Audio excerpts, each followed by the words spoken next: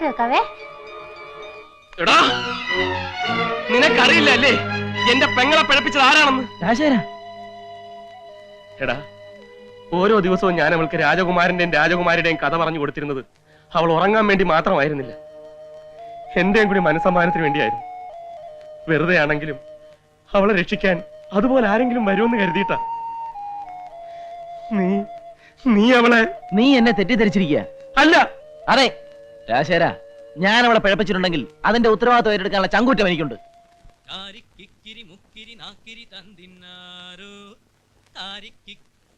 രേവതിക്കുട്ടി, ആരാ ഇത് പാടിയത്?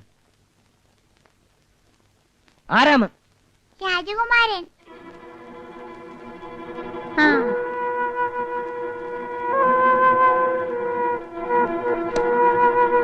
ആദ്യം മുറിക്കടിച്ചേ.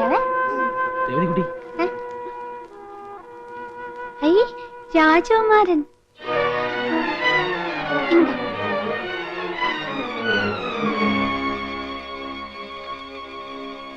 അവൻ എവിടെയുണ്ട്? നീ വിഷമിക്കണ്ട, അവനെ ഞാൻ കൊണ്ടുവരാം. ശരി, സമ്മതിച്ചു. ഫിറ്റായി പോയപ്പം പറ്റിപ്പോയൊരബദ്ധം. പക്ഷെ മണ്ണുണ്ണി, എന്റെ കല്യാണം നിശ്ചയിച്ചിരിക്കുക. അത് നമ്മുടെ രാജുവിന്റെ പെങ്ങളെ. ഈ അവസ്ഥയിൽ തലയ്ക്ക് സുഖമില്ലാത്തൊരു പെണ്ണിനെ... തലയ്ക്ക് സുഖമില്ലാത്തതല്ല, മെന്റലി റീട്ടാർഡഡ്. അവളൊരു പാവം പെണ്ണാടാ. ഒരു കുഞ്ഞുണ്ടായി കഴിഞ്ഞാൽ കുറെയൊക്കെ മാറ്റങ്ങൾ ഉണ്ടാവും. ഇല്ലെങ്കിൽ ഞാൻ തോന്നണല്ലേ? എടാ, അവൾക്ക് ഇങ്ങനെ സംഭവിക്കാൻ കാരണക്കാരൻ ഞാനാണെന്ന് നിനക്കൊരു ഉറപ്പുണ്ടോ? ഉണ്ട്. എങ്ങനെ? എനിക്കറിയാം. രേവതി പറഞ്ഞു. അവളെ നീ അല്ലാതെ മറ്റാരും. എടാ, കാണാൻ കൊള്ളാവുന്നൊരു പെണ്ണ് നിന്റെ വീട്ടിൽ തേരാപ്പാര കയറി ഇറങ്ങി നടന്നാൽ നീ വെറുതെ വിടുവോ? നിന്റെ തടി ഊരാൻ വേണ്ടി എന്റെ തല കെട്ടി വയ്ക്കാൻ നോക്കരുത്. രവി, സത്യമായിട്ടും ഇത് കൂടുതൽ സത്യങ്ങളൊന്നും കെട്ടിയിരുന്നില്ല. നിന്റെ സത്യസന്ധതയെ കുറിച്ചൊക്കെ എനിക്കറിയാം. രവി, പ്ലീസ്. കയറാ, എന്റെ സ്വഭാവം മാറ്റരുത്. പോടാ.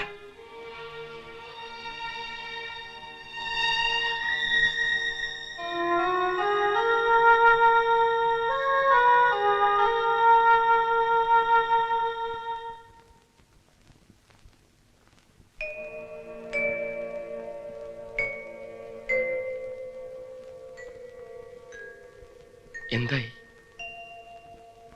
സോറി, അവൻ വരില്ല.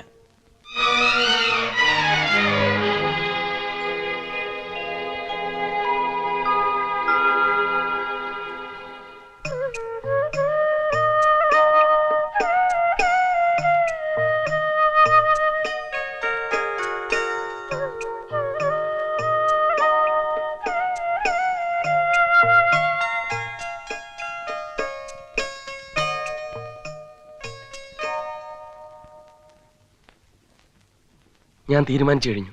ഒരു കുഞ്ഞുണ്ടായി കഴിയുമ്പോ ഒരുപക്ഷെ അവള് രക്ഷപ്പെടുമെന്ന് ഡോക്ടർ പറഞ്ഞിട്ടില്ലേ? എന്താ അതിനൊരു ഉറപ്പ്? ഒന്ന് പരീക്ഷിച്ചു നോക്കിക്കൂടെ? പരാജയപ്പെട്ടാലോ?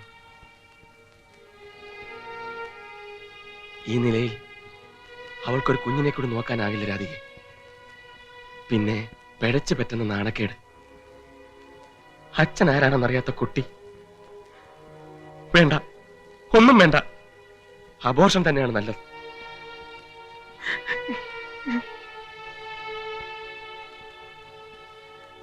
മനഃപൂർവ്വമായിരുന്നില്ല, അറിയാതെ പറ്റിപ്പോയതാ.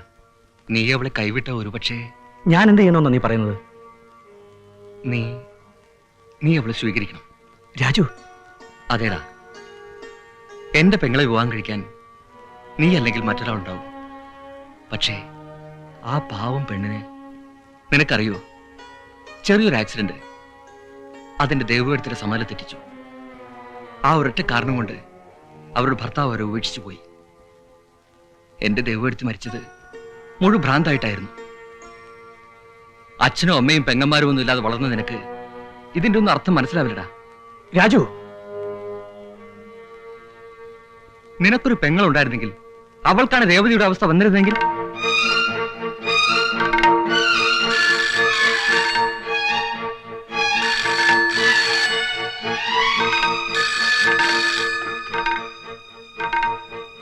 ഹലോ,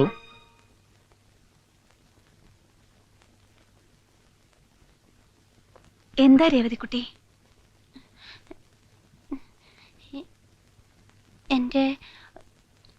കുഞ്ഞുക്കുരു തീർന്നു.